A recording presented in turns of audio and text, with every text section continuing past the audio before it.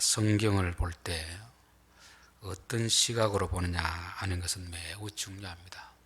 똑같은 사건을 보더라도 성경에 나오는 사건 그리고 사람들의 행동을 보고 판단할 수도 있고 또 우리가 그것을 거울 삼아 우리를 볼 수도 있습니다.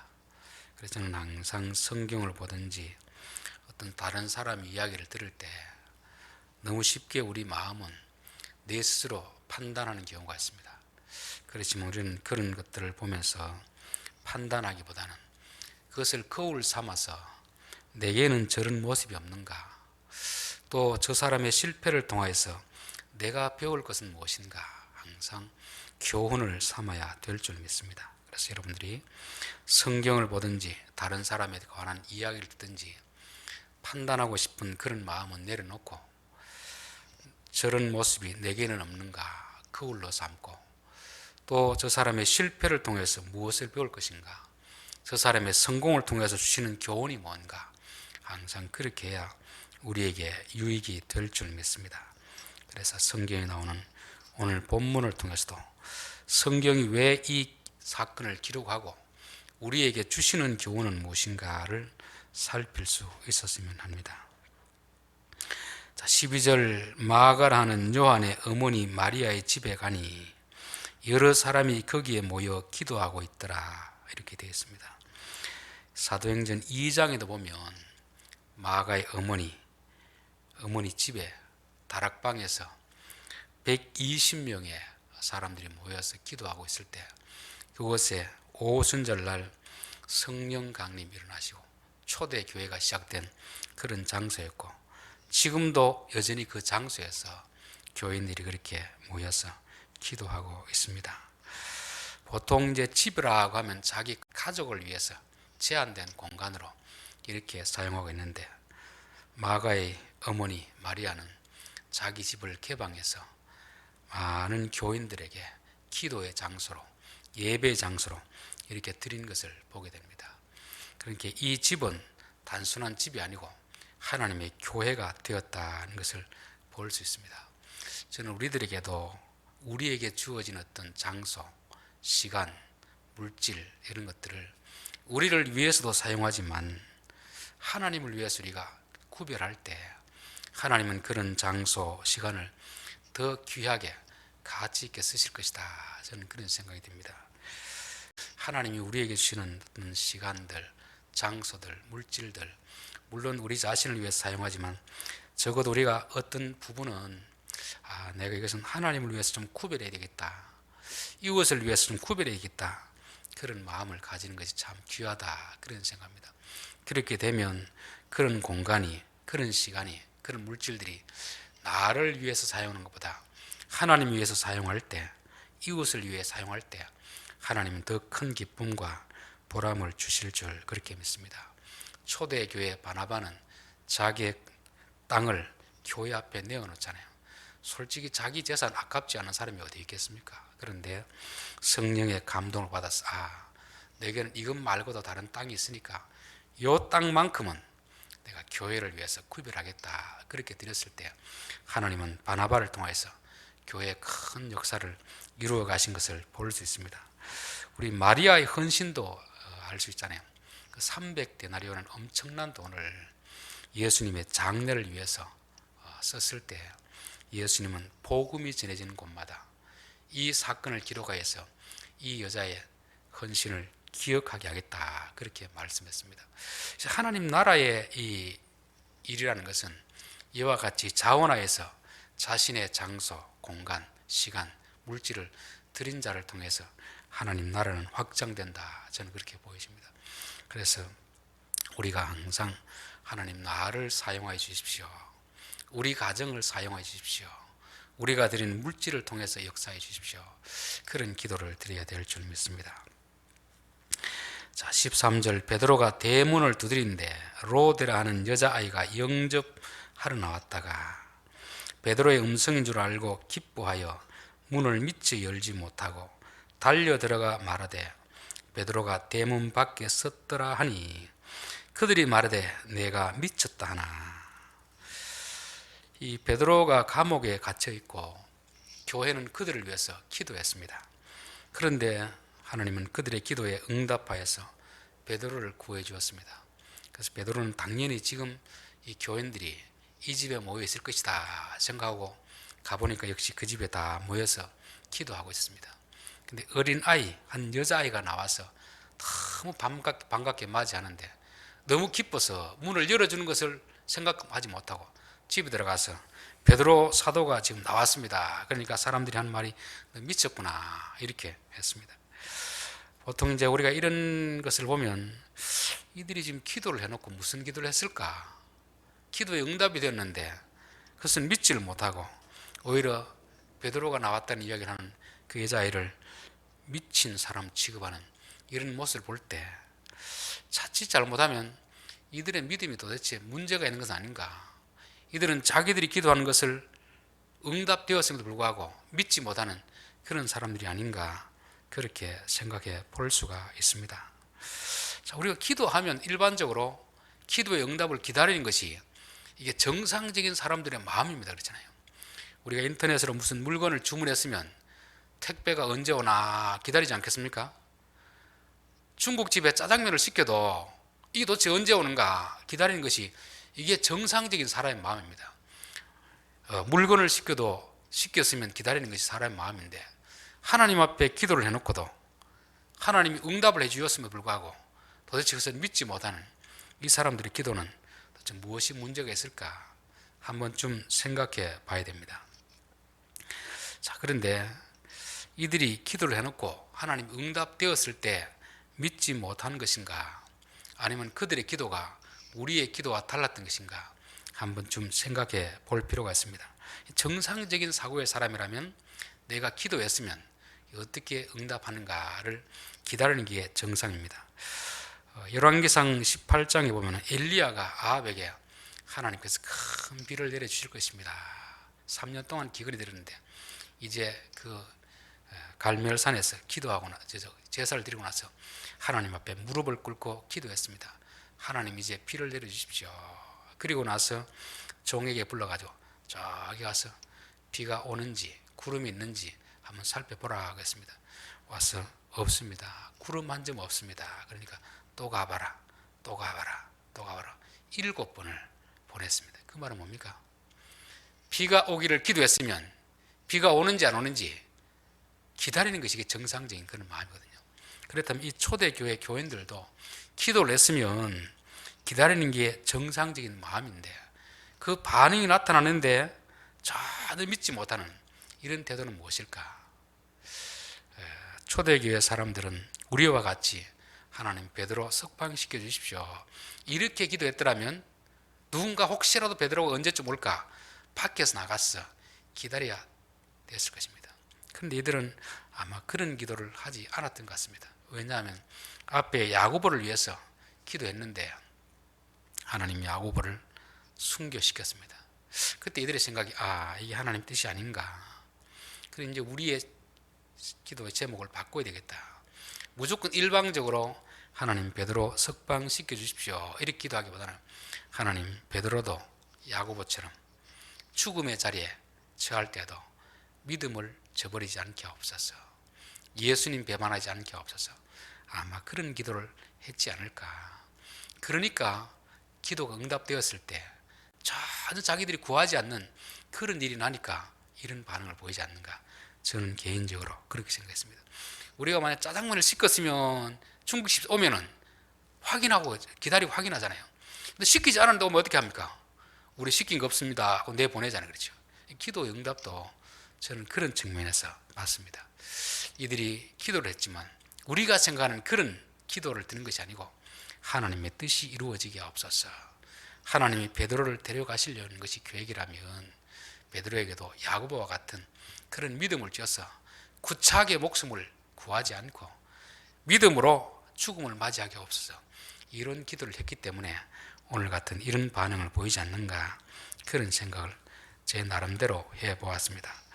자, 우리가 기도라고 하면은 기도라고 해서 다 같은 기도는 아닙니다. 기독교 안에서도 기도에 대한 맹신자들이 있습니다. 맹신자. 우리가 기도하면 하나님이 다 들어주신다. 이런 믿음을 가진 사람들, 이런 사람들이 기도는 더 열심히 합니다. 열심히. 그렇죠.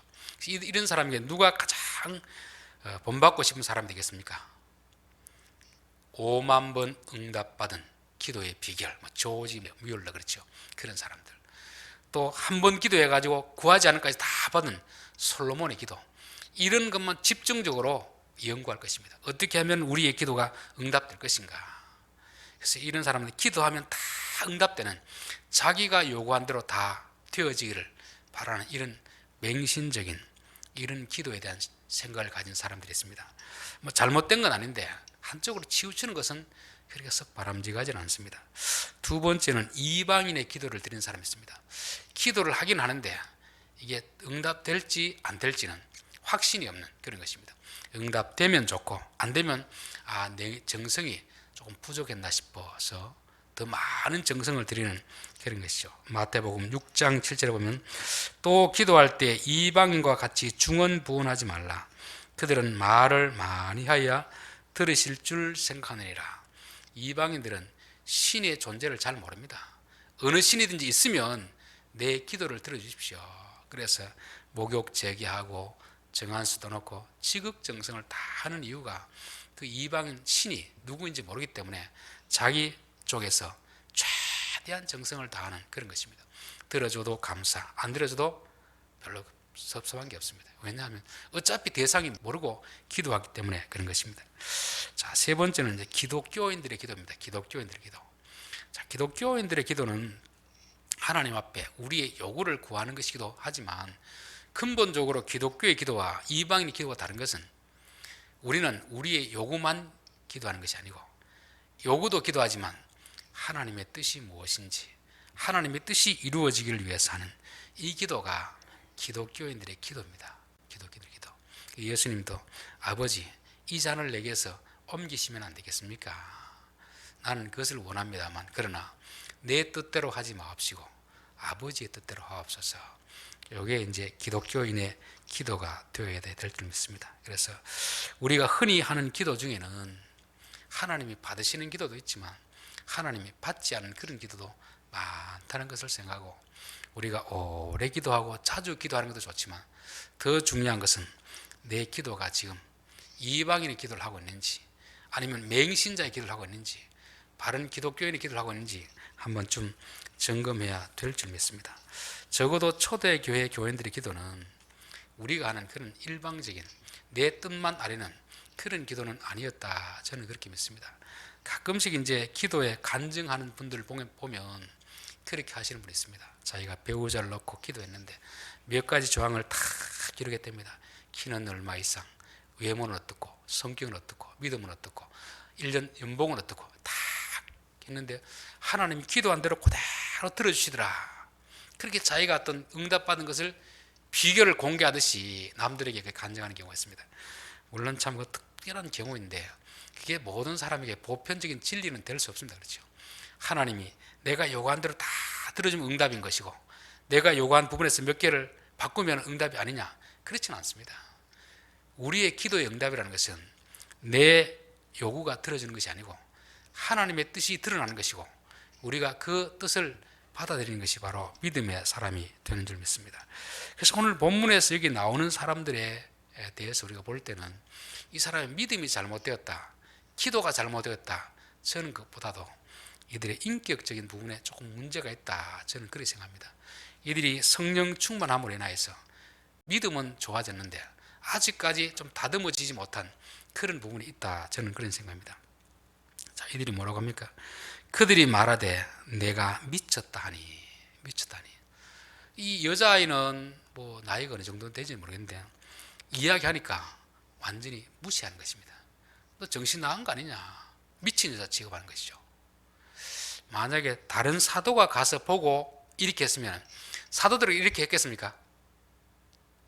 적어도 사도 중에 한 명이 베드로를 보고 아이고 밖에 베드로가 지금 왔습니다 이렇게 하면 아마 이렇게 말하지 못했을 것입니다. 근데 여자 어린아이가 뭐 아주 어리지는 않겠죠. 초등학생이나 이 정도 되는 아이가 이야기하니까 너가 뭘 안다고 그런 말하느냐, 베드로는 지금 감옥에 있는데 너가 뭐 잘못 본 거 아니냐. 그래서 마치 미친 사람 취급하는, 이것이 조금 고쳐야 될 것이 아닌가, 저는 그런 생각을 해봅니다. 이제 교회 안에서도 보면 좀 기도를 많이 하시는 분들이 있습니다. 근데 기도를 많이 하시는 분들 중에는 두 부류가 있습니다. 한 부류는 참 겸손한 분이 있습니다. 얼굴에서 꼭 천사 같은 모습이 나타나는 그런 분들이 있고, 한 부류는 아주 교만한 사람들이 있습니다. 내가 기도를 많이 하니까 다른 사람들을 무시하는 그런 분들이 있습니다. 또 똑같이 어떤 문제를 위해서 기도했을 때 그분이 받은 응답이 있고, 또 기도를 많이 하지 않는 다른 분들이 받은 응답을 이야기하면 그것은 하나님 응답이 아니다. 자기가 받은 응답만이 하나님 응답이고 다른 사람이 받은 것은 그것은 마귀의 응답이다. 이렇게 하는 사람도 있습니다.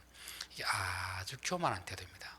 우리가 정말 믿음이 좋아지면 좋아질수록, 기도해서 그 기도가 하나님께로 가면 갈수록 우리가 점점 겸손해져야 됩니다. 겸손해져야 됩니다. 그게 이제 바른 기도로 나아가는 것이고, 기도할수록 점점 교만해진다. 그렇게 되면 하나님으로부터 자꾸 멀어지는 것입니다. 우리가 기도하고 전도하고 희생하고 섬기는 것이 성령에 의해서 하면 점점 겸손하게 되고, 어린아이조차 우리가 귀히 여기는 그런 마음이 있습니다. 그런데 우리 기도가 잘못된 방향으로 나아가면 점점 교만해서 어린아이 말은 아예 믿을 생각도 하지 않고 오히려 미친 사람 취급하는 이런 잘못된 자리에 빠질 수가 있습니다. 누가복음 4장 27절에 보면은 또 선지자 엘리야 때에 이스라엘에 많은 나병 환자가 있을 때 그 중에 한 사람도 깨끗함을 받지 못하고 오직 수리아 사람 나만뿐이었느니라. 엘리야 시대에 나병 환자들을 많이 쓰는데 오직 한 사람, 수리아 나만 장군만 병 고침을 받았다. 그렇게 말씀하고 있습니다. 왜 예수님이 이런 말씀을 하신가 하면 바로 그 위에 보면 누가복음 4장 21절, 이에 예수께서 그들에게 말씀하시되 이 글이 오늘 너희 귀에 응하였느니라 하시니 그들이 다 그를 증언하고 그 입으로 나오는 바 은혜로운 말을 놀랍게 얘기 이르되 이 사람이 요셉의 아들이 아니냐. 예수님이 하시는 말씀 보니까 대단한 말씀인데 이 사람이 누구냐? 요셉의 아들이 아니냐. 요셉의 아들이라는 것은 좀 비하시키는 말입니다. 아버지가 직업이 그렇게 좋은 직업이 아니거든요. 어떻게 이 사람이 이런 말이 나오느냐. 신기하게 여기는 게 아니고 어떻게 저렇게 촌 사람이 집안 줄 저런데 저런 말 하느냐. 조금 무시를 했습니다. 그러니까 예수님이 내가 진실로 너희에게 이르노니 선지자가 고향에서는 환영받을 자가 없느니라. 그러면서 오늘 요 말씀했거든요. 고향 사람들은 이 예수님을 다 하니까 완전 무시하는 것입니다. 그러니까 나는 너희들에게 더 이상 어떤 역사도 기적도 베풀 수 없다는 것을 가르쳐주면서 왜 나만이 그 많은 사람들 중에서 문둥병에서 고침받았느냐, 그걸 설명하고 있는 것입니다. 결국 우리가 하나님 역사를 경험하기 위해서는 겸손한 자가 되어야 된다. 어린아이와 같은 겸손함이 있어야 된다. 그걸 말씀하고 있습니다. 자기가 포로에 잡아온 이스라엘 여자아이가 그 나만 부인에게 이야기했습니다. 선생님, 우리 마을에 가면, 우리 고향에 가면 엘리사라는 선생님이 있는데 그분에게 기도 받으면 나병이 낫습니다. 그렇게 하니까 그 여자아이의 말을 무시하지 않고 들었습니다. 듣고 또 부인이 남편에게 이야기하고 그 남편이 또 왕에게 이야기해서 허락을 듣고 이게 오는 것입니다. 여러분, 상식적으로 포로된 종, 그것도 여자아이의 말을 이렇게 쉽게 믿을 수 없잖아요. 그렇죠? 그 말은 이 나만이 그만큼 갈급하기도 하지만 그에게는 어린아이의 말도 무시하지 않을 수 있는 이런 겸손함이 있었던 것입니다. 그런데 이제 엘리사가 와서 요단강에 가서 7번 몸을 목욕하십시오 하니까 거기는 성질을 벌어냈습니다. 아니, 와서 안수기도를 해주든지 뭘 해야 될 텐데 자기 기대하고 상반되는 거죠. 그래서 화가 나서 돌아가자 이렇게 하는데 또 종들이 아이고 선생님 여기까지 왔어. 그 말 들으면 뭐 어려운 것도 아닌데 들으면 안 되겠습니까? 그러니까 돌아가려고 하다가도 종들의 말을 듣는 것입니다. 이게 나만이 가지는 인격입니다. 인격. 보통 사람들은 믿음이 좋아도 어린아이 말은 잘 안 듣거든요. 자기보다 지위가 낮은 사람, 자기보다 못 배운 사람 말을 잘 안 듣는데 나만은 일개 나라의 장군이면서도 여자아이의 말도 듣고 자기 종들의 말도 들을 수 있는 이런 겸손함이 있었습니다. 결국 우리가 하나님의 역사를 경험하기 위해서는 기도도 많이 해야 되겠지만 인격적으로 주님의 마음을 닮아야 됩니다. 그 마음이 뭡니까? 어린아이와 같은 겸손한 마음이죠. 마태복음 18장에 보면 그때 제자들이 예수께 나와 이르되 천국에서는 누가 크니까? 예수께서 한 어린아이를 불러 그를 가운데 세우시고 이르시되 진실로 너희에게 이르노니 너희가 돌이켜 어린아이와 같이 되지 아니하면 결단코 천국에 들어가지 못하리라. 그러면 누구든지 이 어린아이와 같이 자기를 낮추는 사람이 천국에서 큰 자니라. 누구든지 내 이름으로 이런 어린아이 하나를 영접하면 곧 나를 영접함이니. 그 어린아이가 하는 그 말도 귀 들을 줄 아는 그런 겸손한 마음이 있어야 그게 예수님을 영접하는 것이고 그리고 예수님의 기적을 경험할 수 있다는 것입니다. 그래서 우리는 항상 기도도 하고 전도도 하고 봉사도 하고 헌신하지만 그런 것들이 우리의 마음을 더욱더 교만하게 만들고 있다면 다시금 돌이켜야 됩니다. 그런 것을 많이 할수록 우리가 더 겸손해야 됩니다. 겸손. 기도를 많이 할수록 기도를 적게 하는 사람보다 더 겸손해야 됩니다. 하나님은 기도를 많이 하는 사람을 통해서도 말씀하시지만 누구를 통해서 말씀하실 때가 많겠습니까? 어린아이를 통해서 말씀하실 때가 많습니다. 왜냐하면 겸손하지 않으면 하나님의 뜻을 깨달을 수 없기 때문에 그렇습니다. 하나님은 슬기로운 자들에게는 하나님의 계시의 문을 닫아버리고 어린아이와 같은 자들에게는 문을 열어놓기 때문에 그렇습니다. 그래서 예수님도 충분히 하나님 입장에서 보면은 로마 황제의 아들로 태어나게 하거나 그 시대 종교 지도자의 아들로 태어나게 할 수도 있습니다. 그런데 저 갈릴리 나사렛 촌동네에서 가장 어떻게 직업적으로 보면은 좀 하류 계급인 요셉의 가정에 태어나게 하신 이유가 바로 이것입니다. 너희들 겸손하지 않으면 결코 하나님의 말씀은 들을 수 없다. 이걸 가르쳐 주는 것입니다. 여기서도 보면은 이 기도하는 사람들을 기도는 열심히 했는데 하필 그 어린아이가 말하니까 그 말을 믿지 못하고 오히려 미친 사람 취급을 하듯이 오늘날도 하나님이 우리에게 가장 작은 자를 통해서 말씀하실 때 우리가 교만하면 하나님 뜻을 깨닫지 못하는 것입니다. 그래서 하나님 우리가 기도도 많이 하지만 어린아이가 말하더라도 혹시라도 하나님이 저 어린아이를 통해서 우리에게 말씀하는 것이 아닌가 겸손한 마음으로 들을 수 있는 귀를 허락해 주십시오. 이런 기도를 해야 될 줄 믿습니다. 자, 17절 베드로가 그에게 손짓하며 조용하게 하고 주께서 자기를 이끌어 옥에서 나오게 하신 일을 말하고 또 야고보와 형제들에게 이 말을 전하라 하고 떠나 다른 곳으로 가니라.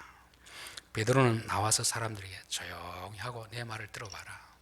그러면서 오직 예수님이 그에게 하신 일만 전했습니다. 근데 사실 앞에 보면 예수님이 어떤 그 이야기 안 나오잖아요. 누가 했습니까? 다 천사가 했잖아요. 보통 천사 가더라도 사람들은 간증할 때는 뭘 하고 싶겠습니까? 내가 감옥에서 찬송을 하고 기도하니까 지진이 나고 옥문이 열리더라. 그렇게 말한다고 해서 누구도 안 믿을 사람이 없잖아요. 감옥에는 자기 혼자만 있었기 때문에 그런 말을 해도 아무도 모르는 것입니다. 그렇게 말할 수 있는데 베드로는 내가 뭘 나오려고 노력했다 이런 말 하지 않습니다. 오로지 교회에서 기도만 했고 하나님은 그들의 기도를 듣고 천사를 보내서 베드로를 이끌어 주었습니다.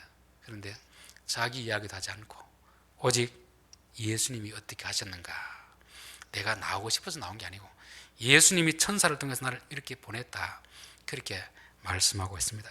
간증도 들어보면 두 종류가 있습니다. 정말 하나님만 나타내는 그런 간증이 있고 말은 하나님께 영광이라고 하는데 내가 이렇게 했더니만 하나님께 해주셨습니다. 그 말은 결국 누구를 드러내는 겁니까? 자기를 드러내는 거잖아요. 그렇죠? 베드로는 자기 이야기 한마디도 안 합니다. 자기는 솔직히 한 게 없기 때문에 그렇거든요. 베드로 한 건 뭐뿐입니까? 굴굴 잠잔 것뿐입니다. 자기는 잠만 잤을 뿐인데 하나님이 성도들의 기도를 들으시고 천사를 보내서 역사했기 때문에 자기 자랑할 게 없습니다. 그래서 오직 예수님만 드러내는 것이죠. 우리가 어떤 기적을 경험했든지 어떤 하나님 능력을 경험했을 때 참 조심해야 되는 것이 바로 이런 부분입니다. 우리들은 내가 아무것도 한 것이 없어도 아니면 조금 한 것이 있어도 기도했다라도 그걸 조건으로 삼아가지고 하나님이 응답해 주신 것처럼 그렇게 자기를 내세우기가 참 쉽습니다. 근데 참 베드로는 그런 측면에서는 아주 성숙한 믿음과 인격을 가졌다, 그렇게 봅니다. 우리가 잘 된 것은 내가 잘해서 잘 된 게 아니고 하나님의 전적인 은혜입니다. 우리 믿음을 가졌으면 다 하나님의 은혜입니다. 이런 고백을 해야 될 줄 믿습니다. 그리고 베드로는 그곳에 머물지 않고 어떻게 했습니까? 전하라 하고 떠나 다른 곳으로 가니라. 다른 곳으로. 보통 이제 이런 역사가 있으면 교회에서도 붙들지 않겠습니까? 베드로 선생님, 그 감옥에서 일어난 일을 좀 자세하게 우리에게 좀 이야기해 주십시오. 경험하지 못했으니까 어떻게 그 많은 사람 지키고 있는데 그들을 다 물리치고 왔는지 좀 자세하게 이야기를 듣기를 원할 것이고, 그 주위에 있던 교인들도 우리 제발 베드로 선생님 초청해서 간증 집회를 합시다, 이런 아마 의견이 있었을 것입니다. 그런데 불구하고 베드로는 그것을 떠나서 다른 곳으로 가는 것입니다.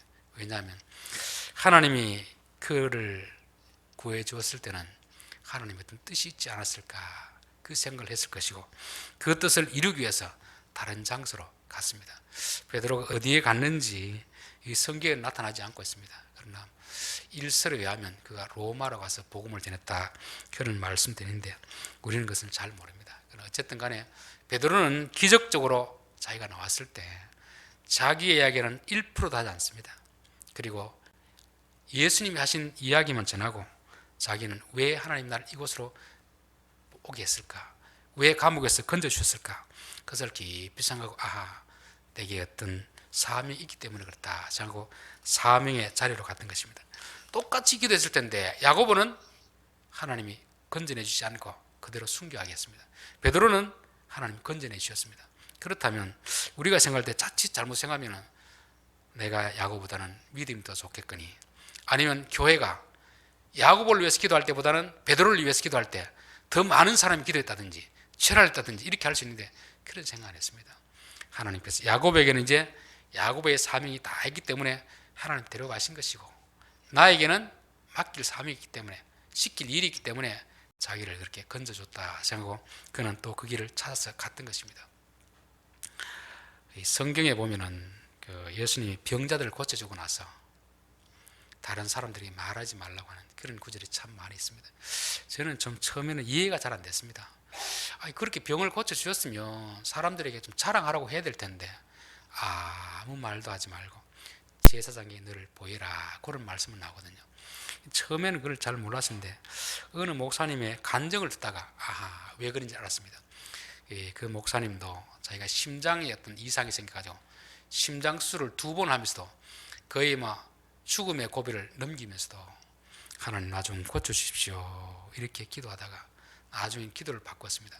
하나님 내 심장을 고치는 게 아니고 나를 바꾸어 주십시오, 그렇게 기도하고 그 사람이 고침받고 나서는 그때부터는 생각이 완전히 바뀌었습니다. 그 회사를 운영하면서도 회사의 그 모토, 경영 모토가 우리는 이웃을 위해서 존재한다, 그렇게 해서 미국에서 좀 아주 유명하게 된 그런 목사님이면서 기업가, 그분의 이야기를 들으면서 그렇구나 하는 생각이 들었습니다. 그래서 이제 교회들마다 그분을 불러가지고 집회를 하는데 사람들은 자꾸 어떻게 해서 그렇게 심장 수술해서 불가능한 것을 됐는지 그걸 자꾸 듣기를 원한답니다. 근데 자기는 의도적으로 그 이야기를 하지 않습니다. 그 대신 무슨 이야기를 하면은 내가 그렇게 고침받고 나서 어떻게 변화된 삶을 사는가, 그것만 이야기한답니다. 예수님 우리에게 기적을 베푸신 이유는 기적 자체를 증거하라고 기적을 베푸는 게 아닙니다. 이렇게 기적을 베풀 때는 내가 너에게 어떤 뜻이 있다, 사명이 있다, 그걸 감당하라고, 그걸 자랑해야 되는데, 그걸 간증해야 되는데 사람들은 변화되고 나서, 고침받고 나서 변화된 삶을 살지 않고 그냥 주구장창 그냥 내가 어떻게 해서 변화됐다, 또 자기가 어떻게 했다, 이런 것만 자꾸 드러낸다는 것입니다. 그래서 그 간증을 듣고 나니까 예수님 왜 병자들을 고쳐주고 나서 자꾸 말하지 말라고 했던가, 그걸 이해가 되었습니다. 우리가 어떤 영적인 세계를 경험한다든지 기적적으로 병에서 고침받았다든지 그것도 귀한 사건 아닙니까? 그렇죠? 남들은 경험하지 못한 사건인데, 근데 그 사건을 자꾸 자랑하지 말고 하나님께서 왜 그 많은 사람들 중에서 다른 사람도 고쳐주지 않고 나만 고쳐주셨을까, 그걸 생각하고 하나님이 원하는 삶을 사는 그 삶을 자랑하라고 다른 사람들에게 병 고침 받은 기적 경험한 그것을 자랑하지 말라고 한 것이 아닌가, 그런 생각이 들었습니다. 자, 결론입니다. 오늘 마가의 집을 통해서 또 베드로를 통해서 또 교인들의 삶을 통해서 몇 가지 교훈을 살펴보았습니다. 마아가의 어머니 그 집을 개인 집으로만 활용하지 않고 교회를 위해서 기꺼이 그 집을 내어놓았습니다. 그렇게 하니까 하나님은 그 집을 거룩한 장소로 교회가 되게 하셨습니다. 하나님이 우리에게 주신 장소들, 공간들, 시간들, 또 물질들 우리를 위해 사용하라고 주셨습니다. 그러나 단지 우리만을 위해 사용하는 게 아니고 어떤 부분은 내가 하나님을 위해서, 이웃을 위해서 한번 좀 내어놓을 수 있는 또 시간도 그렇고 물질도 그렇고, 이 예배 시간은 우리의 하루 시간 중에서 하나님을 위해서 구별한 시간이니까 이 시간은 24시간 중에서 특별한 시간이라 저는 그렇게 봅니다. 주일날도 마찬가지잖아요. 엿새나 뭐 일곱째 날이나 다른 게 뭐가 있습니까? 똑같은 24시간인데, 그러나 우리가 하나님 위해서 구별한 그 시간은 더 값진 시간이고 귀한 시간이다, 그렇게 믿어집니다. 자, 이들이 기도해놓고 응답이 되었을 때 이들은 전혀 불신앙적인 이런 태도를 보이는데, 이것은 우리의 생각으로 그렇고 이들은 우리가 생각하는 그런 기도를 드리지 않고 다른 기도를 드리지 않았나.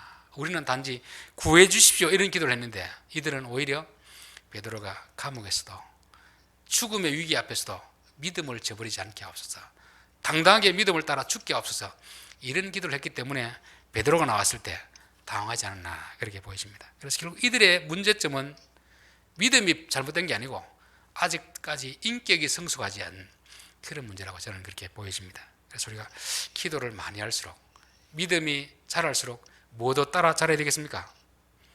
우리 인격도 변화되어 가야 됩니다. 왜냐하면 예수님 앞으로 나갈수록 예수님의 겸손함을 배우는 것이 정상적이거든요. 그렇죠? 그래서 저는 기도를 많이 하는 사람을 볼 때 그 사람이 어린아이처럼 겸손하면 저분은 바른 기도를 하고 있구나, 그런 생각하는데, 오히려 기도를 많이 하고 헌신하고 충성한 사람들이 교만해서 자기처럼 그렇게 하지 못한 사람을 함부로 정죄하는 사람 보면 저분의 신앙은 뭔가 참 위험한 길을 가고 있다, 그런 생각합니다.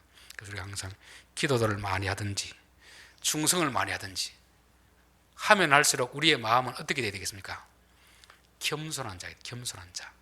하나님은 유명한 사람을 통해서 말씀하기보다는 어린아이를 통해서 말씀하실 때가 많이 있습니다. 왜냐하면 하나님의 계시는 겸손하지 않으면 들을 수 없기 때문에 그렇습니다. 자, 베드로는 나와서 자기 이야기는 한마디도 하지 않습니다. 천사 이야기도 하지 않고 오로지 예수님이 하신 일만 나타내고 있습니다. 우리가 어떤 성공을 했든지 일이 잘 될 때, 기적을 경험했을 때 주님이 하신 일을 나타낼 수 있는 여러분들 될 수 있기를 바랍니다. 그리고 막 다니면서 그거 가지고 간증하지 않습니다. 오히려 왜 나를 구해줬을까? 왜 야고보는 데려가고 왜 나는 건져주셨을까? 이걸 깊이 생각하고 이런 이유 때문에 나를 구해주었구나 깨닫고 하나님 원하는 그곳으로 가서 그 일을 하는 것입니다. 그래서 우리들도 성령의 능력을 경험할 수도 있고 병고침을 받을 수도 있고 여러 가지 남들이 경험하지 못하는 그런 영적인 세계를 경험할 수 있습니다.